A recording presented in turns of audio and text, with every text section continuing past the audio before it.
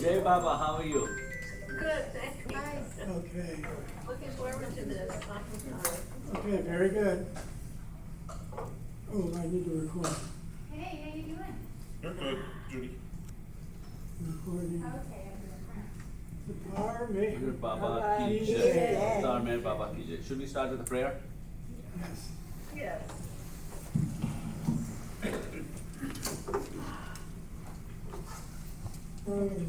Beloved God, Beloved God, beloved God, help help us us all to love you more and more, and more and more, and still yet more, till we become worthy of union with you, and help us all to hold fast to Baba's Daman till the very end.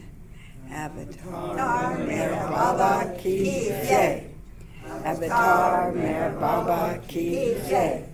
Avatar Meher Baba ki jai. Okay, welcome everyone. We are here to memorialize Dennis, and we had one gathering at the center, and we felt that everybody didn't have a chance to really talk about his memories. So that's why we felt it'll be nice to come back again and talk and give your thoughts and your remembrances of Dennis. And so I guess I'm going to start with my remembrances. I'm, if you do not know, I'm Merwan Mehta. I met Dennis when I was 17. So I met him in, I think it was 76 that I met him. And Dennis, and that time, along with Dennis, we had Gary Kleiner and some others, and they came and they stayed at Meher Colony. So Nashwan Satta at Akbar Press had what he had called Meher Colony, and so he used to keep Baba lovers behind Akbar Press, and we had a small kind of like almost like a hostel where you have multiple people there, and then there were people cooked for them and things like those. And so I was 17, and that time Dennis and Gary Kleiner also, we met, and then somehow we became friends. So Dennis and me, we became friends, and I had other cousins, so we kind of became like a group.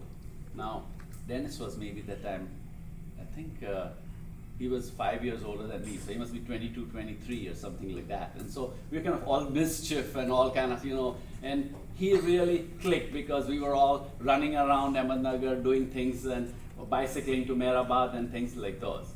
And so my memories of him are bicycling, going and eating popsicles in Ahmednagar. If you know anything about Ahmednagar, Ahmednagar has got these popsicle culture where we used to, at least the kids used to love these popsicles. And so there was this one dirty kind of a place that made popsicles, and what for us, we got all these popsicles, and we used to get them in one of those ice buckets, a whole bucket full of them. And it never occurred to us that we might be okay eating those, but to Dennis it might not be okay. So that's how we started becoming friends. And so that's how initially we became friends. And one of the things that we really enjoyed doing with Dennis was we had one theater there, which is close by. One of my uncles, if you know, it was to be called Vasant Talkies. And so Vasant Talkies was very close to Akbar Press. And so we used to go there, see these movies. And at that time, what used to happen, they used to show Sunday movies. And so for the Sunday morning show, they will bring these big reels, and then there'll be a trial that happens in the middle of the night. So, and the whole way it was functioning was you try it out middle of the night on Saturday night so that you can show the film on Sunday night. Now these films came from Mumbai, so naturally you have to first test them out. And so this uncle said, if you are wanting to see, come and see them. And so most of the time these were Laurel and Hardy and all those kind of films. And so we used to just enjoy it. We used to take Dennis with us there. And so my memories of Dennis are we used to take him there. And then I had my dog there, so we used to take the dog also in the theater. And Dennis used to say, you can take your dog also. And so that's how we kind of started becoming friends. And one time, in fact, in Akbar Press, we had a rose garden. So if you remember, there were these gardens there, and one of my uncles, he kind of was very proud of his gardens, these roses. Which And- uncle? Which uncle? Pilu Pilu. Sattar. Pilu was Nashwan's brother. And so these roses got eaten away by these donkeys who used to come to our birthdays. And so if you know anything, I mean, that's the way they operate. What they do is, there are these donkeys who are used for carrying all these construction material during the day. And so these people, they kind of use the donkeys in the day, and then in the night they will just let them out so that they can go and feed. And so they'll again come back and collect them in the morning. And so that's the way they kind of do. So these donkeys used to come in the night, and we were talking to the uncle, and he said these donkeys are doing this and all that. So we told Dennis, we'll catch these donkeys in the night. And that became our favorite kind of a thing. We used to go in the middle of the night to catch these donkeys. Now, if you know anything about donkeys, they're not the easiest to catch. And so we used to say, well, donkeys will kick you like that in the back, right? They kind of, you think they're going to kick like that. We never realized donkeys can also kick sideways. You know, we dodged it, but we learned it the hard way that they can also kick. So we used to take these ropes and all that and catch these donkeys in the night.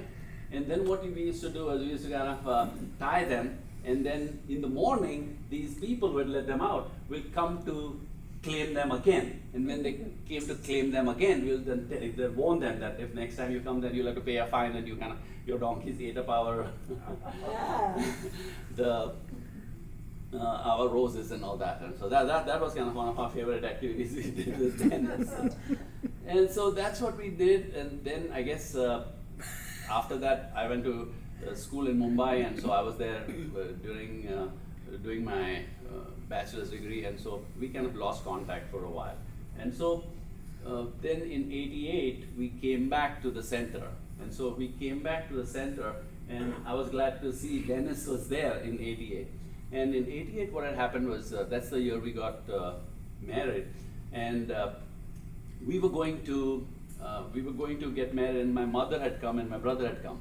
So all of us, we came to the center. That time Jane Brown was there, and then her first husband, Bob Brown, was there. So Bob was there and Jane was there. And so they said, come over, and so we met. And so when we came over, Dennis kind of took us around in his, one of his pickup trucks. And so we remember that, and so it was just amazing. And Dennis also, that time naturally was older than us, so he had more interactions with my mom, so they had also become kind of close, so that was also good. And it was, Dennis was a kind of a really heavenly person, truly a person with a very clean heart, and all the time he was so accommodating with us, and he just kind of was so welcoming whenever we came here. In fact, I remember one time we were here, and he somehow got some videos from, I think it was Irwin Luck. And so Irwin Luck got these videos, and he kind of invited us to view these videos. And so this was amazing because Irwin Luck had taken these videos when we were very small. And so we were like very small kids. I think we were maybe 8 or 10 or something like that. The videos are still there with the center. And apart from that, he kind of showed us other things, and once in a while he'll bring pictures and he would show, and some of the pictures we never knew he had taken then that time. So I mean, it was just Remember his brother said about the popsicles when he left, he came down. oh yeah, that's what I found out, that his brother was there during the memorial at the center, and he said, oh, Dennis had dysentery. I said, oh really? And that was part of the popsicles was maybe part of the reason. If you eat a lot of those popsicles, Ahmednagar water is very notorious for giving you various things. So, so somehow I felt, maybe I hope I wasn't responsible for giving him his dysentery. But yeah, we really kind of miss him. And I mean, Baba has other plans for him, and so I'm glad he has got so much love here and so much kind of remembrances. So I guess with that, I will end and see if some of you want to share anything. Jai Baba. Stay, Baba. Yes. Today's his birthday. Oh yeah, and today is his birthday, so happy birthday. Happy birthday. Yes, exactly, Yeah, exactly. Another, Danny's birthday, it's his birthday. Oh, is that right? Yeah. Happy birthday. Yeah. Happy birthday. That's a good one to share your birthday. Danny Moore's birthday also. Okay, so any questions from my guests? You all? Oh, Good. You might say Danny, about did you- Akbar Press connection, like Erich's, they were Erich's uncle, Erich Jesawala's uncle, because some people might not know. Right, so Nashwan was Irach's uncle. So Nashwan's sister is Gaimai, who was Irach's mother. Yeah. So yeah, we had, Akbar Press was very much on the map of Baba lovers, so a lot of people came there and we interacted with a lot of people. But I mean, my interactions with Dennis were unique, and so we cannot remember that since we were so young that time. So, and I guess you also met me that Oh, yeah. during the same time, maybe in Yeah. a year or two after that. But And what about Nashawan? He's the one that spotted Baba before Mehrabad was Mehrabad. oh yes. Yeah, tell Oh, yeah. a little, just to, Oh, yeah, that's the story of how my family came to know Baba, and Yeah. so this was in maybe 1923, 1924. That time, my family was living at Akbar Press, and then Nashwan and his brother Pilu, they went to Mehrabad, and they came to know that there is some holy person that's come to Mehrabad. And so knowing that, they decided to go and meet that holy person. Naturally, that holy person was Baba. And Nashwan was the only person who's told me that I have heard Baba speak. Now, we said, have you seen Baba? That's different. Have you heard Baba speak? And so, yeah, Baba started silence in 1925, but Nashwan and Pilu, they were with Baba for a very, very long time. And I mean, they were very devoted to Baba. and he thought he was Zoroaster. Yes, Yeah. yeah. I mean, that's the thing. Yeah. So you're right. In our the Parsis and Zoroastrians, we naturally our prophet is Zoroaster. So if a person is that holy, that's what Baba felt. I mean, Nashwan felt that Baba was Zoroaster. Danny, did you have something you were saying? Yes, my name is Denny Moore. Okay, well, you can come here and I can take your seat then. Happy birthday. Thank you.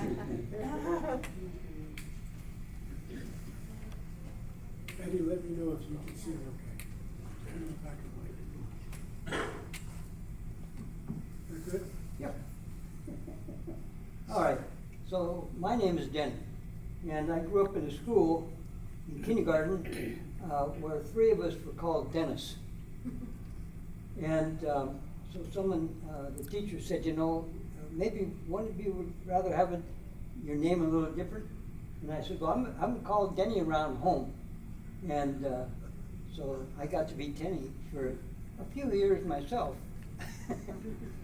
Until I moved out this way, and then it got kind of confusing who was Denny and who was Dennis. But not really. He was a tall one, and we used to wrestle. And where we have the cabin there on the center for the Caretaker? caretaker's cabin, yeah. And so Malcolm and myself, Danny would go up there and we'd wrestle. Now this wasn't fair, I was a little guy. Yeah. Malcolm was this big bulk, and Dennis Hill was like grease. He just sliding back and forth, and it was all in fun. We had to do something. Danny wasn't working on the center at the time. He was, but he wasn't hired at that time, and he just wanted to be on the center and be involved in everything. And so he stayed very firmly there. Until one time, Kitty said, well, Dennis, why don't you go back to college? And so that's what he did. And going back to college, for what degree of intelligence did he need for his work? Well, he had it. and that and plenty more. But we used to have fun back in those days, pulling little tricks on each other. You don't have a lot of time because you got a lot of cabins to clean and a lot of things like that. But all outside things and everything, and it was a joy that we loved our work. Stu and I had come to the center through working down a race path, and do you get to wave your hand back there, Stu? Thank you.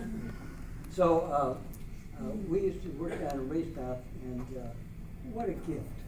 I mean, Elizabeth had a lot of people from the community, Bible community here, working down there and helping out in different ways. Where's Mary and John? Well, I don't see them. But anyway, we were very close in the beginning, and we stayed close right along through the way. And but we love to have a little few moments, you know, when you're around Elizabeth, you wanted to look like you were doing something. And there was never a question. She never asked me, what are you doing? Why don't you get down there by the boathouse and mow the grass? And this is my favorite story, because this patch of grass is beautiful down there. And except the only thing that disrupted it was the little bluebell flowers. This particular time, the bluebell flowers were up, and I said, "Yes, Elizabeth, I'll do that real soon here." And I just wanted them to stop their dying and get it over with. And so I didn't immediately go get the lawnmower. But after taking it upon me to let those bluebells go, I thought, well, you know, let them put their seeds back in the ground. So I went ahead and did that, and then I went down and cut the grass. And off to another chore, probably, one of the fun things Dennis used to do, he had this, he loved to rake, and he'd rake around the different main parts of the center. And we were always these little tricks and little jokes on each other. At this point, he was out there raking, and Bob Brown and I were down on the far side of the original kitchen, and we were cleaning the windows and everything. And Dennis was out there. Working with the rake, and so from the lake side of the kitchen, the original kitchen, you could look right through and see him working. And he was just working. Oh boy, he wasn't gonna let any of those pine cones get messed up there. But and so Bob and I just stand on the other side of the kitchen, and throw them way up in the air, and just over Dennis' heads, and you could hear him fall, and why are these pine trees shedding these all the time? And he'd go back raking again, and pretty soon we'd jump up and hide behind the windows. And it was so hard for us to keep from laughing. I know we were laughing, but so he was so much fun to work with. And he was always up for a game too. He'd pull ones back on. Anyway, it came a time when Elizabeth had convinced him, Kitty had convinced him to go back to college. And so I remember the last day he was loading up his car and everything, and he went to do something else. And I snuck this old rake that he'd used for years there, and it was just falling apart, but he loved it. That was gonna, the one he was gonna use. So I snuck this in the trunk of his car, and off he went to Chicago. And when he got back there, he was taking his stuff out, and he said, "What's my ladder doing in the? I mean, my rig doing in the car here?" And of course, it was a long time before I told him how it got there. What did Elizabeth think about your wrestling? She one time, I think there was a comment, "Don't tear up the grass behind the building here." And of course, there wasn't any grass back there. Did you ever, the other question, did you ever get chiggers wrestling in your head? Probably. But we had fun. And that was the name of the game around there. We worked hard and we played hard and we laughed and to this day, I miss it. Danny, tell the story about the dinner with Kitty mixing up your names. Okay, Kitty, I used to do slides on Friday night, show different slides. And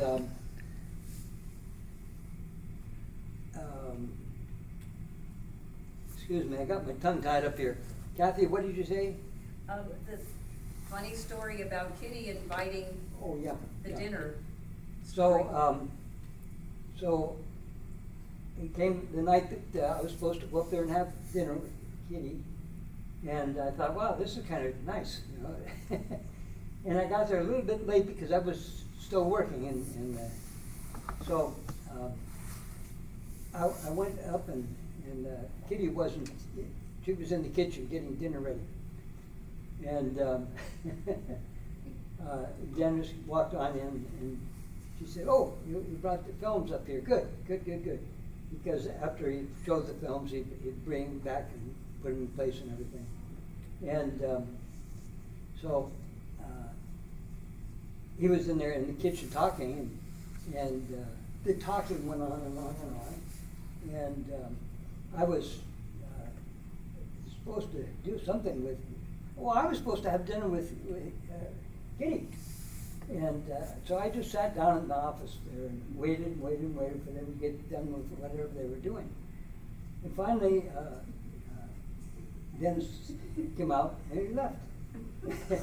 And she said, "Oh, did you want to see me too?" Kitty said, "Did you want to see me too?" And I said, "Well, Kitty, I just was coming up here and I couldn't, I can't remember now what I told her. But I said, no, I just wanted to come up and maybe bring back the keys or whatever it was." Well, we were all intermixed, and we all played together, and we all worked together.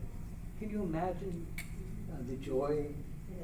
The only interruption would be these two guys come in during the week, and one of them checked the electricity, and the other checked the gas. And when they came in, their radios were blaring. You know how silent it is at the center. Their radios were blaring as they'd go around.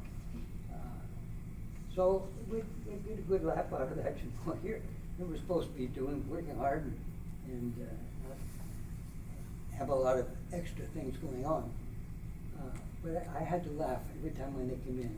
And they never knew that they probably shouldn't want to do that, or we wouldn't want them to, or whatever. And it was just another one of those happy, fun things that happened. And so with Denny coming back, and taking over the movies, I got kicked out of my Friday slideshow, and he got the final one on that. And it was a joy always to be around. Speaking of happy, I think it's Denny's birthday. Denny's birthday, yeah. So Both of us. Happy birthday to you. Happy birthday to you. Happy birthday, dear Denny. Happy birthday to us.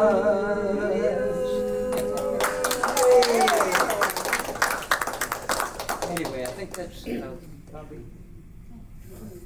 there's so many stories, but someone else's turn now. That's why I figured another one you could do it now. All right, thank you. Gave out. So, anybody else? Al? Some lady in the hallway said that one of us might have a gray vault near a tree that might belong to us if their wiper blades fell down, so. A what? Just Have a add- what? A car, a gray vault, Oh, near the tree whose Oh. wiper blades fell down on the ground. oh, That's what she said to me, that's what I'm yeah, playing. yeah. So I don't know if it's figuring it out. Anyway, the two things uppermost in my mind as far as Dennis is concerned is, I always felt he was even keeled. I never saw him upset. Never saw him overly excited either. He always just seemed to be what Bob talks about, poise, you know. He seemed to be the epitome of poise. And I used to see him back here once in a while. He would drive his truck over. But what I appreciate the most about Dennis is every 2 or 3 months, he would ask me to sing a couple songs before the Friday or Saturday night meeting. And that was really encouraging for me because I don't play an instrument, and I do like singing, but he encouraged that in me, and I appreciate him a lot for that. And I've been singing ever since at the Artie on Sunday night and whatever occasion I get. Anyway, that's what I want to say about Dennis. Thank you.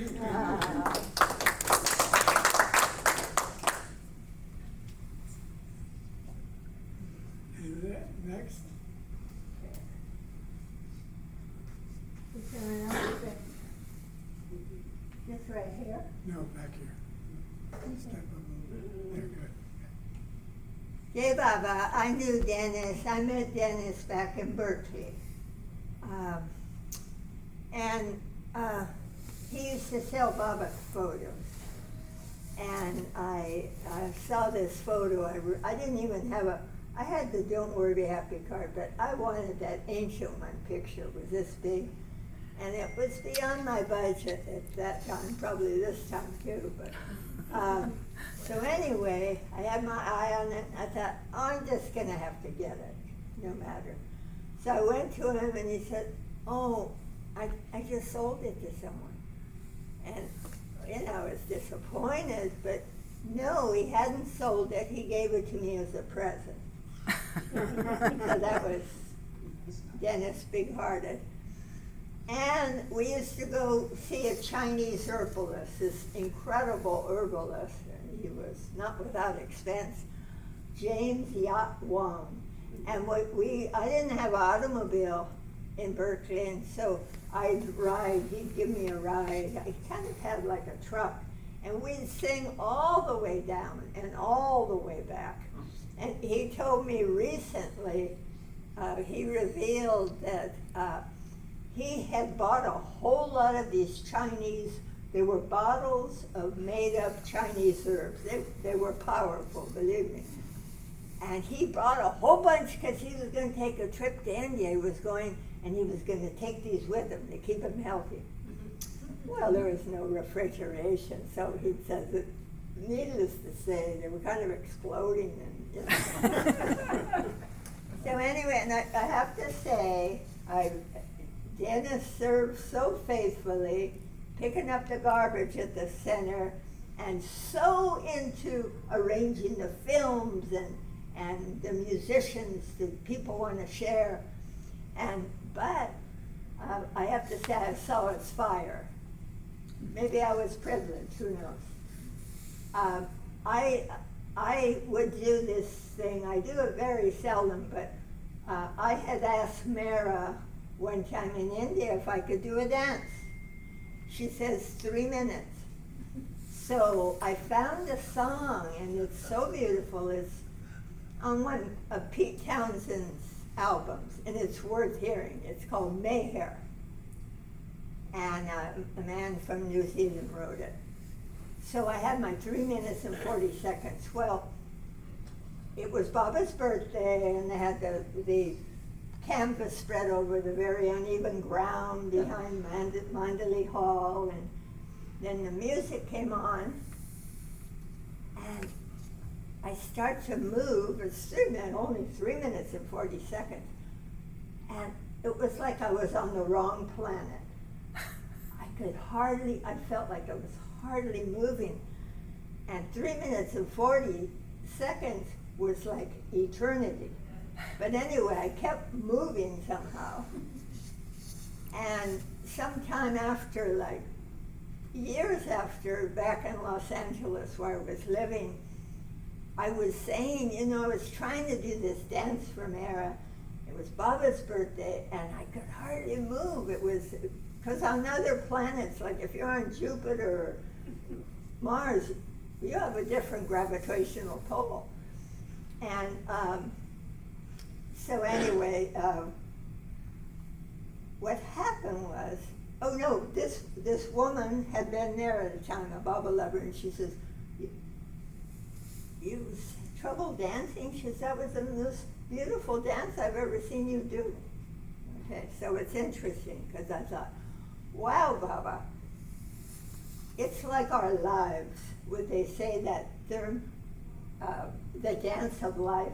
That's all you have to give, is your life and what you do every day, and that's what you give God. What else do you have?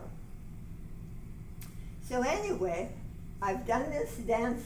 I did it at the center once, and I always make sure I give my cut on it, because for me it was like, before you come into your physical body, you don't know how things will be when you get in a body. It's a little confining. So anyway, you come in, you're graced to hear about the avatar when he's on earth, but your life goes on, the ups, the downs, and then that's your dance of life. At some time, you exit. Well, so I make sure before I do that dance, to say, that's all you have with your life, and the only thing you have to give is what you do every day. No big accomplishment. That is a big accomplishment. So anyway, so I get up, and before I got up, Dennis came over to me, and he went, you, don't make your introduction longer than your dance. And I thought, that I am partially artist. I have a bit of artist in me, and and I'm open because I'm going up to do this dance. So I get up, I did the dance, I made sure I said that, because the dance alone would be nothing. That's my feeling. The important thing is that everyone's life is important. It's their gift. And anyway, so from the stage, so I finished my introduction, and I went, Dennis, from the stage, and I wasn't whispering. I said, Dennis, did I meet your time restrictions? Oh man, he didn't say a word. But then I came down, sat in my chair. I didn't think a thing of it. He came over, and he was fired up. He went, I don't even know what he said. But, I was standing back. But anyway, that blew over. Oh no, I got reported. To Barbara. So he was hot under the counter. But anyway, he was most generous, even with this fire, most generous, and serve Baba and the center so willingly, so wholeheartedly, on every horribly humid, hot day. I'm a Californian, so I can't take the humidity. Anyway, Jai Baba, Dennis, I hope I'm within your time restriction. Do we want to try, is anybody out in cyberspace want to make a contribution? We'll see how it works. They're standing by. Anyone? Well, you can think about it, you can raise your hand if, Yes, oh, people. Peter, did you want to say something? It's probably, You were just, Peter doesn't. Buzz does. Buzz does? Okay, good. We just want to say how happy we are to be here celebrating a dear friend of ours. We met Dennis in, I believe it was 1971, when he came to Berkeley.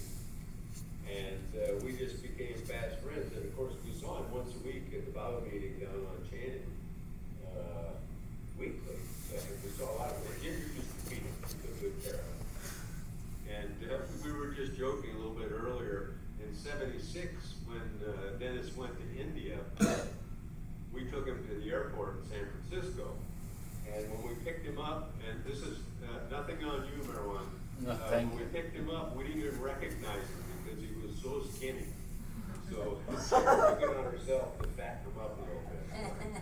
Anyway, it was lovely, and then of course he moved to the beach, and it was like no time had passed when we saw him there. So Jai Baba y'all and Jai Baba Dennis. Hey, Baba. Well, at least today one mystery is solved where he got his dysentery from. Anyone else? Go ahead, Kathy. So everybody could hear Buzz? Yep. Good. Can you repeat what Marilyn said? He said, now we know where Dennis got his dysentery.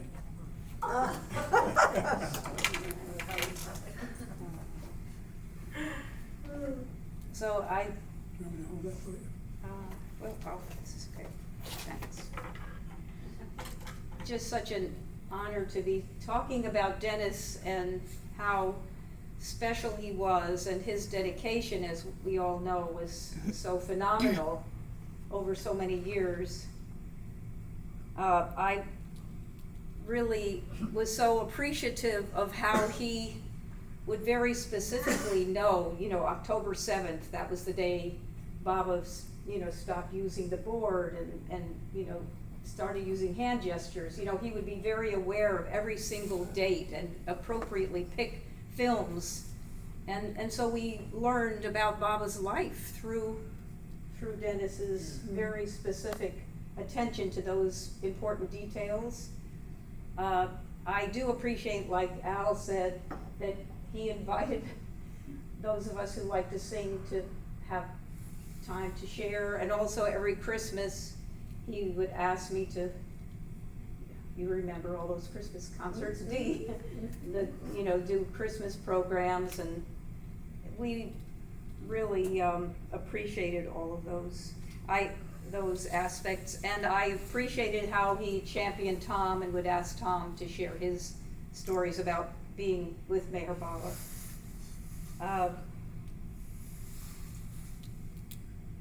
As those of you who were there from the early years know, Kitty was just crazy about Dennis McCabe. And he was gorgeous, very handsome.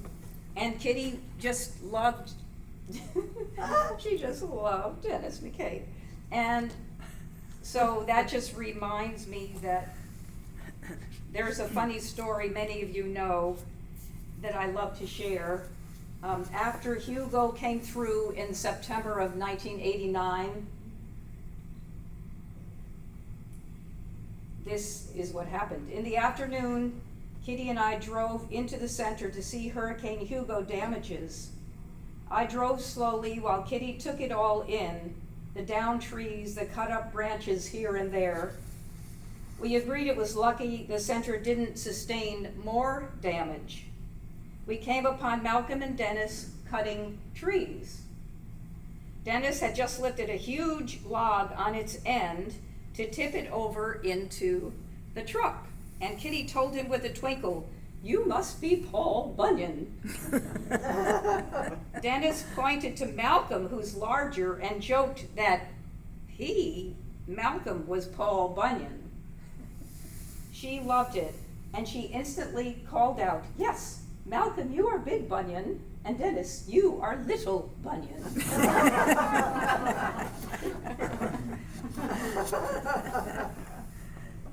Then I'm just remembering, Marwan, that Dennis and my friend Annie and I were the 3 first people that came to stay at Mayor Colony, and I remember you when you were a teenager, and You missed out on the popsicles. I know, I was learning something new for the first time. It's very exciting to hear about.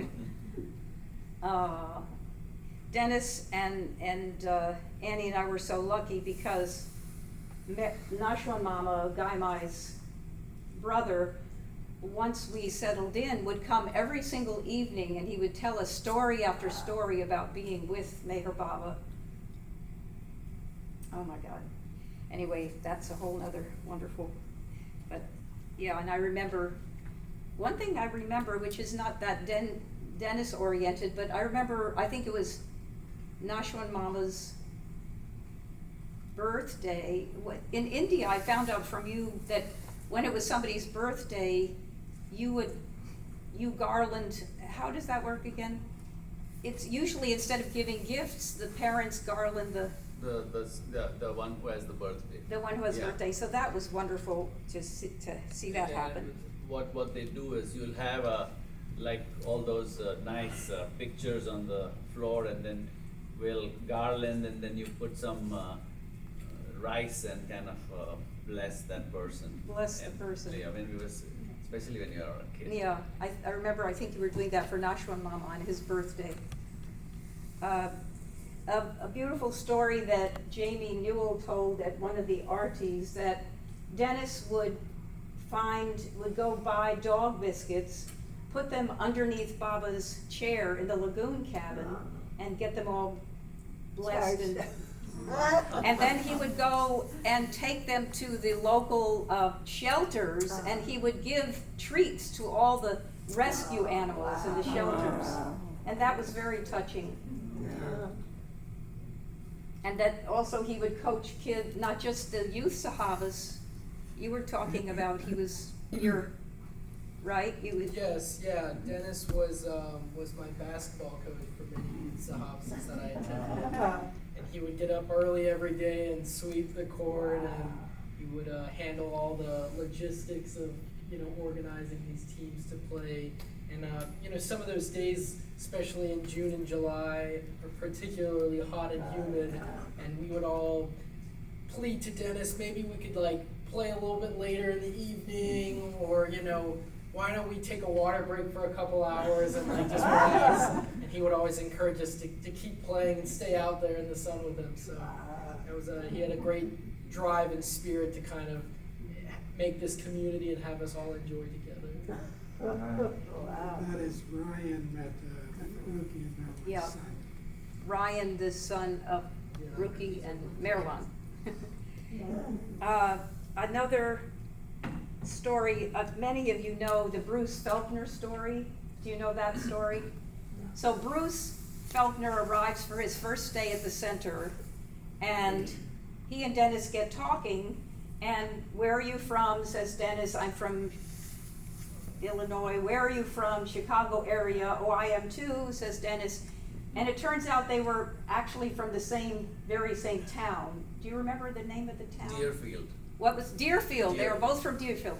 That the conversation goes on, and then they find out that Dennis's mother and Bruce's mother work at the same library. And it just gets more and more, like, oh my God, And meanwhile, they found out later that Bruce's mother was confiding to Dennis's mother at the library in Deerfield, "My son, I think he's gone off the deep end. He's gone to some, I don't know if it's a cult or he's really, I think he's in trouble." And so Dennis's mother was saying, "Don't worry, my son is involved with Meher Baba, and he's doing a great job, and he's, his life is going very well, and it's not a cult."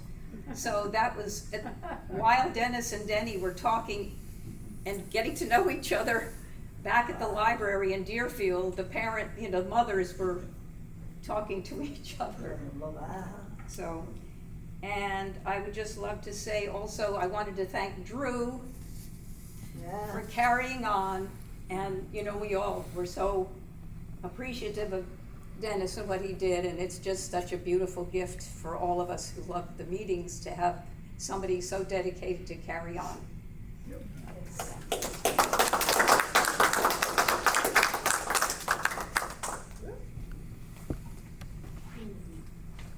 I might say a few things, kind of, because I was also involved in the choirs with Kathy, and it was so great how he supported so many things. I was also involved in plays, and we did a slew of plays, particularly the Mark Reining runs, and there were plays, I'm sure, before my time, but he was also always so supportive of that. And also, I don't know how it happened, but I got to do introducing movies on Friday nights for a while, so I worked with him on that. And one of the things that was about Dennis that he really impressed on me was he was just going to keep going. I've got this position, I'm just going to keep going. It's not like you're going to. He didn't want to lose that position. And also the idea that if you have a job to do and somebody says, oh, I want to help you, no, that's your job. He really made an impression on me. And it was particularly true in like the caretaker position, because there's really, when you got a position that Baba wants done on the center, it comes with it the power to do that.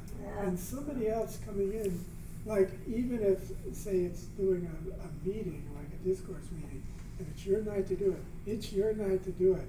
Another night, I might be in the audience, another person's going to do it in a very different way, but it's their night. And so he was very, very aware of that. And it was in a period too, I'm not sure whether it was in the 90s or the early 2000s, but where he was under a lot of strain. He would share that. And we kind of were support to one another, because sometimes you just have to, it's not easy sometimes, but he always was there. And that focus, I think that focus was a lot, reflected in his precision in moving the chairs, I mean, there was nobody that could organize the chairs the way he would organize the chair. And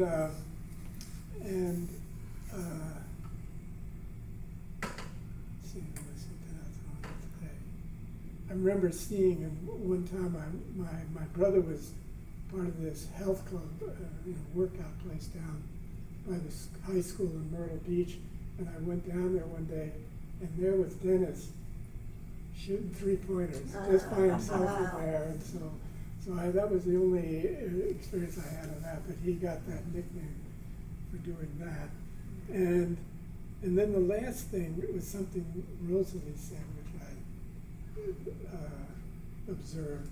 And you know how Dennis, in the end, he'd be up on the meeting and he'd come take these flying leaps off the stage, and Rosalie. That's how he left. That's how he left. Yeah, he was gone. I wanted to say one other thing. This is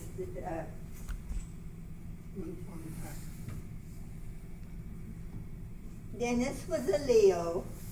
I'm only a half astrologer, but I did go to a class by Manly Palmer Hall, who Meher Baba said was on the 5th plane.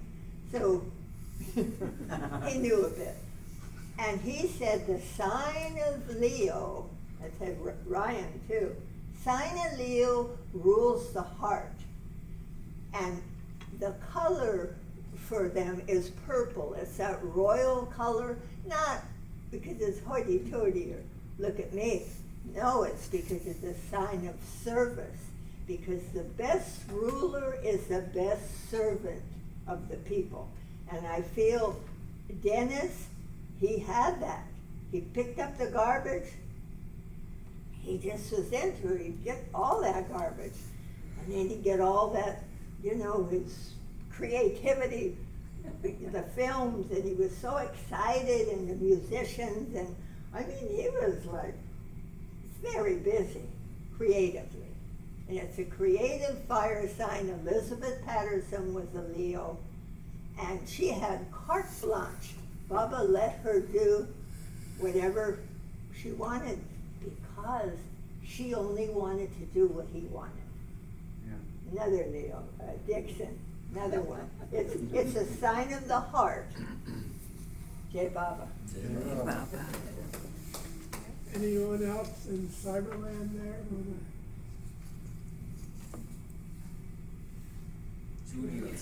Okay, Judy. Jane. Oh, wait a second, 1 second. Judy's going to do it, and then Jane. Hi. I just actually want to speak for Adele, because Adele loved Dennis. And Dennis was so sweet with Adele. Sometimes he'd make suggestions, and he was very responsive to her. And, and he was always very good about showing Adele films too. He'd show them fairly regularly. And that meant a lot to Adele. She really thought Dennis did an excellent job with the programs. And I have to say that. In my experience working over here, we'd see Dennis come over with the trash and unload the trash here, because that's part of the deal with the mall, is that we can dump the trash here, which is interesting. But so he was very humble at the same time. And I really did appreciate that about him.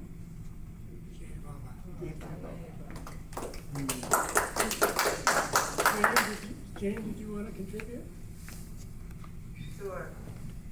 Sure. Yeah. I knew Dennis in since the late 70s. And I remember when he worked at the Hilton as a bag guy, baggage boy. And Kitty said to him, well, I think you should go back to college and get your degree. So he goes and gets his degree in management. And he comes back and she says to him, oh, there's a job at the Hilton. Moving bags. And we went there before he worked at the Senate. And we worked together for 43 years, pretty closely. We worked cleaning cabins for years, and he graduated to garbage and recycle. And we worked together on the concerts, and I went to my office job. But the last probably 10 years, we just worked on getting flowers for speakers. So he'd call me at the beginning, he would make sure you get flowers by Thursday because so-and-so's talking Friday night. And then we had a whole plan. When are they gonna be delivered? Who's gonna pick them up and bring them in? What time? And then we found Charles Haynes was allergic to a certain kind of flowers. So he took the flowers and put them in the back of the room. It was one of the last things that happened. Yeah. But anyway, I talked to him a lot on the phone, and I don't even believe that he's gone actually yet. I haven't quite gotten it. We had a pretty good relationship all these years, except we used to have good fights. Yeah, really good fights. We'd fight to the finish. It didn't include wrestling. I think Bob has some things to say. It was pretty, special. Dennis would always make a point of telling Jane and I when there was an Erich film, and he'd try to do it on Friday nights. Most of the people on this session have been to him many times, and I only had Erich's company for a month in 1995, and it was so special, and he knew it was special to me and Jane and I together, and he would go out of his way to make sure we knew that he was going to show an Erich film on Friday nights. And the other thing, Dennis was so genuine. He was, Erich talked about Dr. Duncan being a gem. Well, Dennis was a gem. He would, when we got into the gate hut job during COVID and continued it, we still love doing it. some of the center staff, they time their departures for lunch because they know we're there to open and close the gate. And Dennis said one day, and more than once, he would stop and make a point of saying, you have no idea how people appreciate you being here, letting them in and out of the center. And it's such a privilege for us. But his genuineness was a good example for all of us. Thank you. Baba. Anyone else? So we're here. Can I go ahead? Okay, we just remembered a kind of a quick funny story. One of the jobs that Dennis had out here in California was driving a delivery truck. And he bought a huge poster of Bob Club and put it in the delivery truck. I don't think he could fit half of the delivery of it anymore, but his boss never said anything. Anyway, we just made us laugh when we remembered it.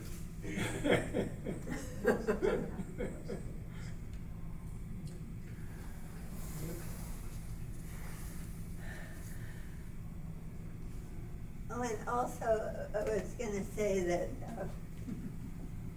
I loved his wife Marty's Christmas cards. I saw one of them, and I have to say, I had to have it. I mean, it's her art, and so he'd see that I got one every year, but one year I didn't get one, so I thought, what happened then? So he made sure, and that's it. Maybe he was going down. He looked a little less energy than I remember him the last time. And he says, okay, I got the card, but I'm going to leave it with your name on it, and you've got to pick it up. I said, I'll be happy to. But I don't know, he kind of acted like a parent-child with me, you know, whatever reason. But he always saw I got it. He was especially tender-hearted. Speaking of Marty, did you tell him about the pictures? Oh, yeah. Yeah, so for those of you who are here, Marty found a number of things, but a box of photos of various things that Dennis had in the attic, or wherever they were. Anyway, she brought them and they're on the table, and you're welcome to, if something strikes your heart, it's a gift from Dennis and Marty. And I'm sorry, Wendy, Connor, and Dennis, I was visiting Wendy when he came to pick up the garbage. They just both lit up. They were just these friends. They were so happy to see each other. He'd always come for the garbage run, you know. And I'm just sorry that she's not coming out to talk, because I wanted to hear more of what their friendship. They had a beautiful. Wendy's a Leo too. Yeah, fiery. That reminded me when I came and met Jane Haynes for the first time. I'm sure it was in that first conversation. I don't know whether Dennis had gone by, but she just noted how devoted and humble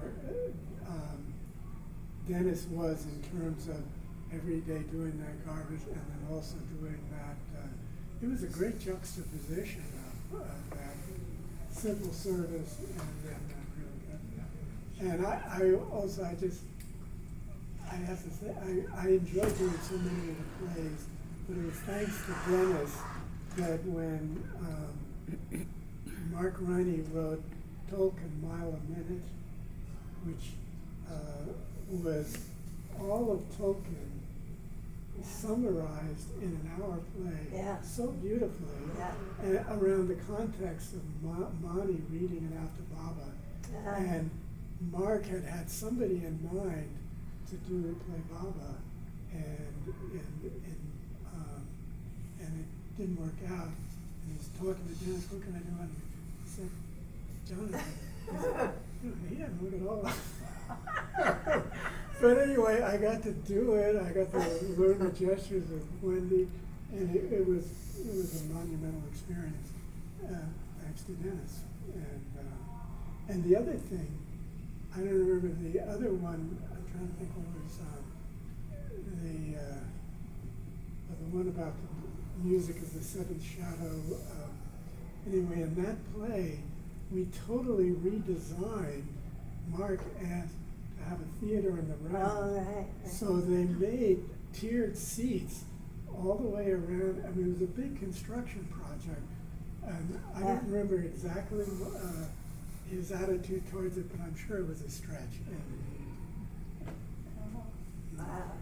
Really Yeah. quick thing about the Tolkien. Okay.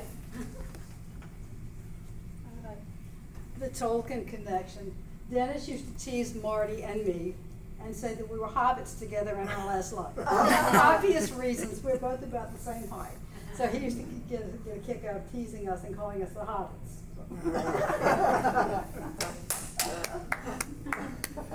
Denny? Yeah.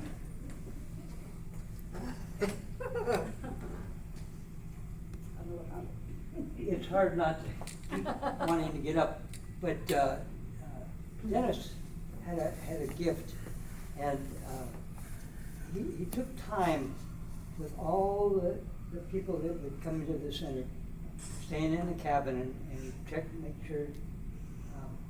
And you know, I was thinking that was what Elizabeth wanted, where people could come, relax, and share stories of Baba and all. And I often wondered, well, he would work as hard as the rest of us before he started getting paid for this. This is, and out in the orchard, well, we did a lot of work out there. Dennis was always involved deeply in whatever was going on. Yeah. And so I got to go back to my little story about the bluebills down there. Elizabeth wanted the guests at the center to be relaxed and to just drink in Baba's love. And it was all the time showing on the center. And we weren't necessarily showmen, but we were always have an opportunity. So after this bluebell story, I got thinking, I left out half of it. After the next season came along, I looked down and I thought, I don't see the bluebells, but I found 40 clovers. And I could find them rapidly, you know what I mean, because they were all over. 40 clovers around the boathouse there. And so I picked one up and say, you have a 40 clover? And no, I said, well, there was plenty of these in the grass, and it was. And I'd say, don't think of your good luck here. Think of how fortunate you are. And use this as a reminder if you like. But I thought it didn't make sense that there were so many 40 clovers there. I could find one within about 30 seconds. Oh, there's one. and somebody would come along and I'd say, here, you know, I want you to have this. And that's what Elizabeth wanted. She wanted the service to be to the guests and awakening Baba's love. And there's so many opportunities. We also had that to pass along. And you wouldn't think about it, but Bob Brown. Well, one more story. Bob was he's always got some trick or something. So he said, you know, Dennis likes to get involved in this. This was before he started working on a regular basis. But he liked to get in and be part of our little things we were doing. So this one day, Bob said, so Dennis, have Dennis come down here and look for blankets from one of the cabins. And he said, I'll hide. I'll hide in the big box that had all these blankets in it. And when he comes, I'll jump out and scare him. So we changed the rules. And there, anyway, someone said, Dan, could you get those some blankets down there in that big box?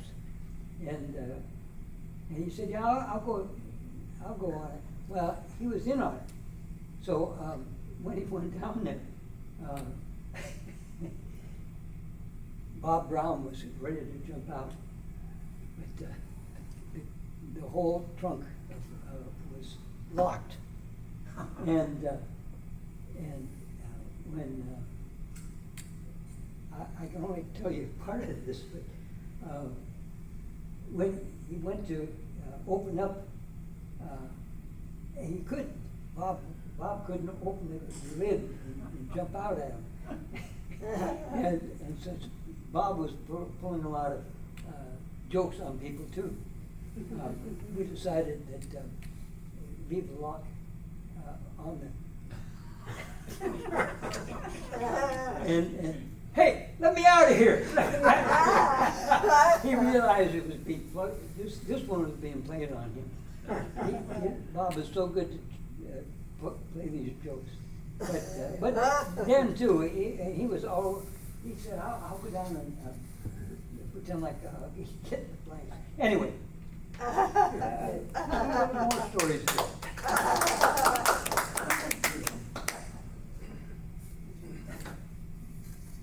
Anybody online wants to do anything? Yeah, is there anybody else online? There's Just been. wave your hand. If you... Yeah. Yeah, American. Yeah, Jay Baba. So, well, when in 2013 when we came first time to Sarita, Amathiri, and then I think Jonathan showed us the place because we were doing the first tour, and at that time, you know, it was coming to me like something is there. I was not like a big Baba follower at that point. And I was observing, and Jonathan was very nice, and he showed us the place, and there was a movie of the night, and when we sat in the meeting hall, it's fully packed, Amathiri, and we were somewhere in the end, and everybody chit-chat, and then this comes and everybody's quiet, like he says something, oh my God, I thought, what's this happening? And I saw Dennis very closely, his gestures in hand, something about him caught me, and I just don't know his name also. All his images were there in my mind. I went back, and then 2013 to some years, I just kept those things in my mind. And we went to Chicago Center. After that, we came back to US in 2014. I went back to India after that. And in 2014, when we stayed near Chicago area, I used to ask Parishas all these things because I didn't know anything. Who is that person? And all the questions are who is that person who does that and that. Because I don't know the names, I'm very bad at names. And he said, oh, you mean Dennis McCabe. And I think easiest name to remember for some reason, Dennis. Okay, he's Dennis, right, I got it.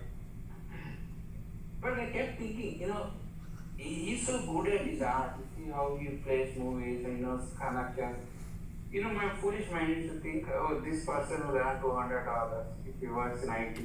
But I used to think like that because I'm doing all the same things in my mind all the time, at that time. And then I asked some other person, some other occasion when we went to the center, see how dedicated you all are. And you see Dennis, he shows those movies, say what, like for the last 10 years or something. And he said, no, 40 years or something like big number. Every Saturday, every Friday, whenever. Oh my God, but what is it? How am I compared to this person? Or is like I am doing this in my world and eating that in his world, or is like oh, and these kind of things, I thought really had big impression on everybody, and it's hard.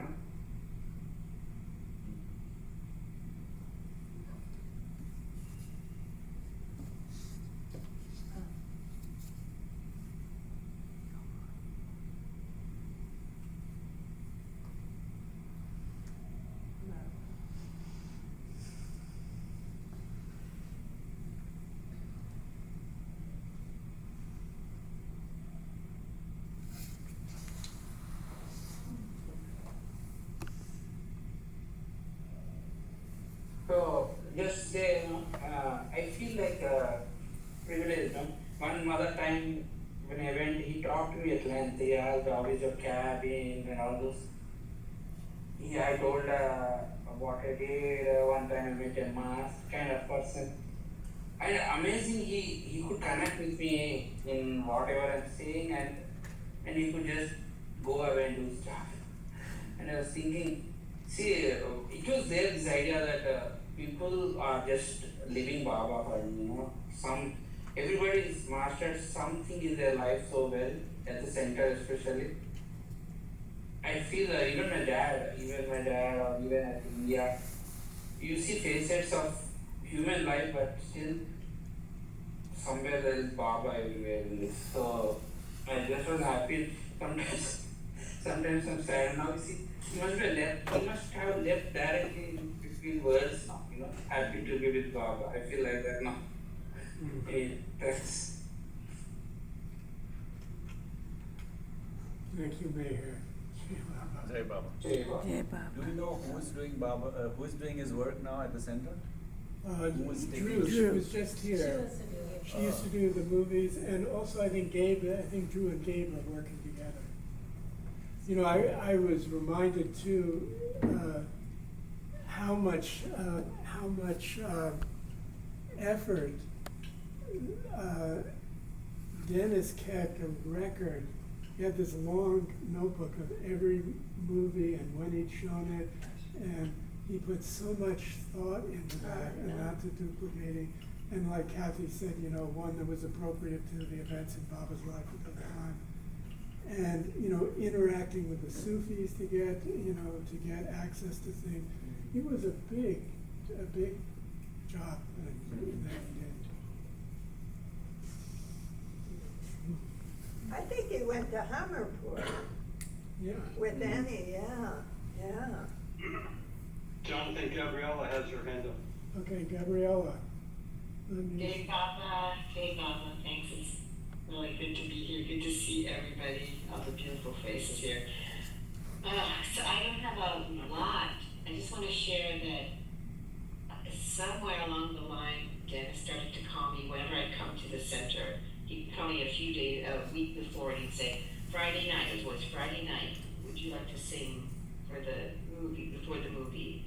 And, I was totally honored. Like, I did not expect that. And then, but I remember then I started to sort of expect it, because he was always calling. It was very, very encouraging, of my music. And he would say, I like that song, or he would take a special care to say that. But I just remember when Dennis's voice, like when he would call me on the phone, there was something very polite and sort of very gentle and kind, but there was a power. He had power in his voice, Like I felt his energy, I felt his strength, but there was this, I still remember it was such a nice surprise to get a call from him, and then he would say, why didn't you call me? You came in, it's too late, I can't get you in on the program, you didn't let me know. You didn't let me know in time, But we didn't have a lot, so he would definitely set everything up so beautifully in the program, so I don't have a whole lot of personal stuff to say. It's just that he did make a big impact on me, and I was very shocked. I was at the center when he went to Baba, and it just so happened. And Ruthie came to tell me, and she said, can you believe it? I think there were like 3 people who had gone to Baba within like a few days. it was just a bit shocking, you know, the whole thing, and very sad. And I said, Marty was here, she's gone. Oh, there she is. I want to send my special love to you, and I don't know you too well, but I know you must be having a whole new life now. And just to everybody that loved Dennis so much. And to Dennis, who I agree, popped right off, right into Baba's arms. Gabriella, sing a song. Yeah, come on. You were singing beautifully today. I don't know, it's long, it's the end of the program. No, it's the end, but what a end. Go out with a song. Yeah, Dennis would love it. really. He always had you sing. Yeah, we'll sing a song that Dennis liked. Yeah. Say, I can remember it. Before you start, Betty, do you know how to get just to Gabriella on the screen for some reason?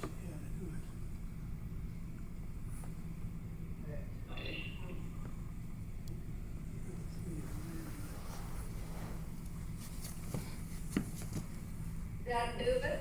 Jonathan? Yeah. Jonathan, go into those dots there. It's done. Done? Okay, you got it? Okay. No, it isn't. Well, this is this, yeah, this is the first. There we go.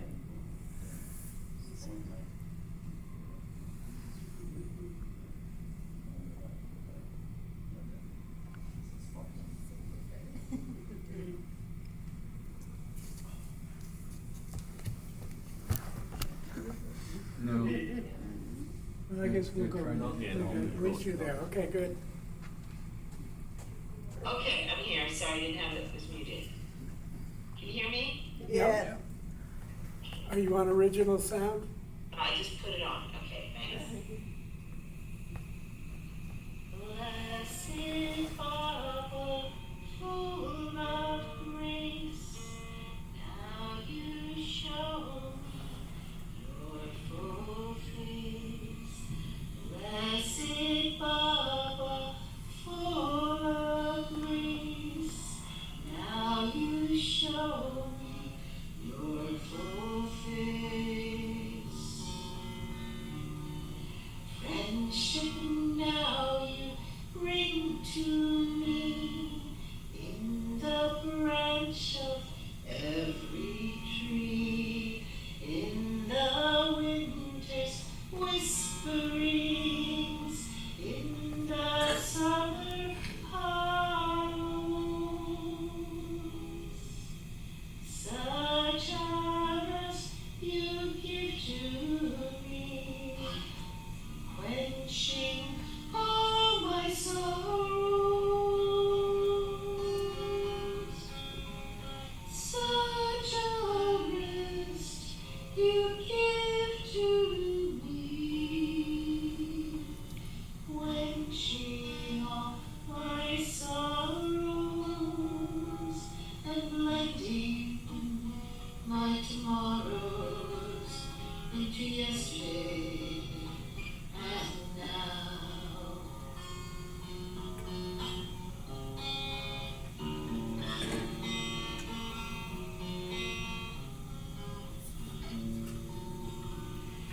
Blessed Baba, full of grace, now you show me your full face. Blessed Baba, full of grace, now you show me your full face.